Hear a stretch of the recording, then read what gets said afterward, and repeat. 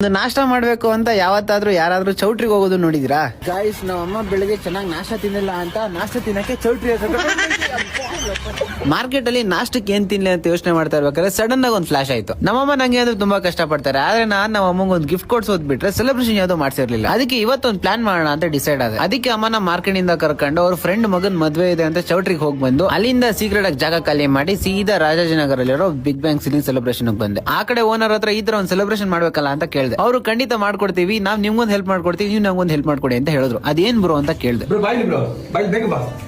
ನೋಡಿ ಇಲ್ಲಿ ಇಷ್ಟು ಬ್ಯೂಟಿಫುಲ್ ಆಗಿರೋ ರೂಮ್ ಕಪಲ್ಸ್ ಅಂತ ಜಸ್ಟ್ 99 rupees ಅಷ್ಟೇ. ಜಸ್ಟ್ 99 rupees ಇಂದ ಸ್ಟಾರ್ಟ್ ಆಗುತ್ತೆ. ಕೇಕ್ ಸಿಗುತ್ತೆ, ನಮ್ಮ ಹತ್ರ ಫೋಟೋಗ್ರಫಿ ಇದೆ, ಸ್ಪೆಷಲ್ ಎಂಟ್ರಿ ಇದೆ, ರೆಡಿ ಫುಡ್ ಅಂಡ್ ಸ್ನಾಕ್ಸ್ ಕೂಡ ಪ್ರೊವೈಡ್ ಮಾಡ್ತೀವಿ. ಎಲ್ಲೋ ಹೋಗಿ ಪಾರ್ಕ್ ಅಲ್ಲಿ ಥಿಯೇಟರ್ ಅಲ್ಲಿ ಕೂತ್ಕೊಳ್ಳೋ ಬದಲು ಇಲ್ಲಿ ಕರ್ಕೊಂಡ್ಬಂದು ಕಂಫರ್ಟಬಲ್ ಆಗಿ ಪ್ರೈವೇಸಿ ಆಗಿ ಆರಾಮಾಗಿ ಪ್ರಪೋಸ್ ಮಾಡಿ ಬ್ಯೂಟಿಫುಲ್ ಟೈಮ್ ಸ್ಪೆಂಡ್ ಮಾಡಬಹುದು ಅಂತ ಹೇಳ್ತೀನಿ ಬ್ರೋ.